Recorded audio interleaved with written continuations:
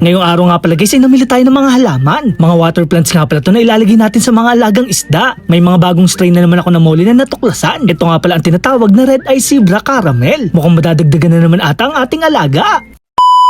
Ngayong araw nga pala guys ay mamimili tayo ng mga halaman. Ilalagay ko kasi yun sa ating mga beta para hindi sila mag-aaway-away. Kung inyong matatandaan kasi guys sila ay ating pinagsama-sama para nga hindi tayo nahihirapan maglinis at magpalit ng tubig. Medyo na-miss ko nga rin pala mag-vlog ng ganito. Makikilagay naman sa comment section kung gusto nyo ba ng ganitong klaseng mga video. Pagpasensyaan nyo na nga pala ako dahil puro na lang tayo short clip. Hayaan nyo nga at malapit na tayo bumalik para makapagpasaya ng mga fish keeper. Medyo matagal na nga rin pala tayong hindi nakakapunta dito sa ating mga kaibigang may fish farm. Hindi ko nga alam kung kakilala pa ba nila ang isang tulad ko.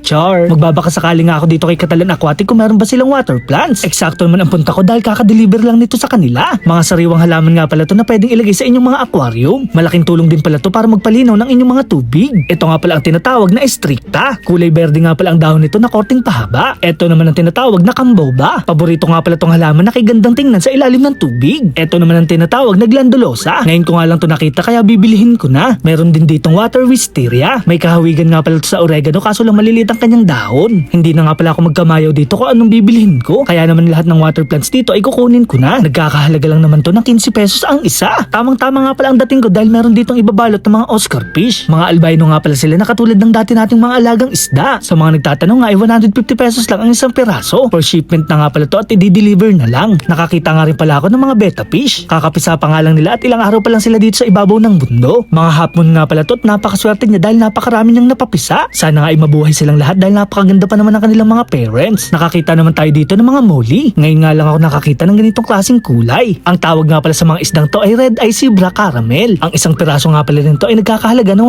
120 pesos. Mukhang sulit naman ang pera mo dito dahil quality ang kanilang mga binibenta. Halaman nga lang ang pinunta ko dito, mukhang mapapabili na naman ako ng panibagong isda.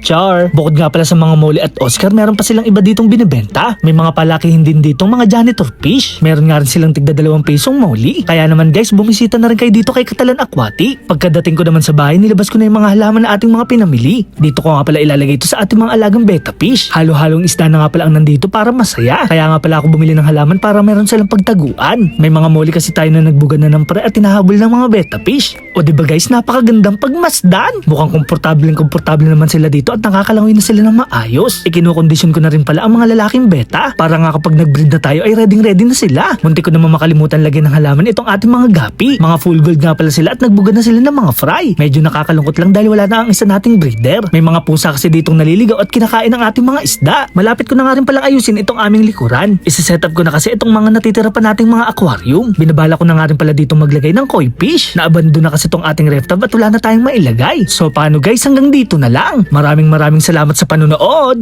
Paalam! Yeah!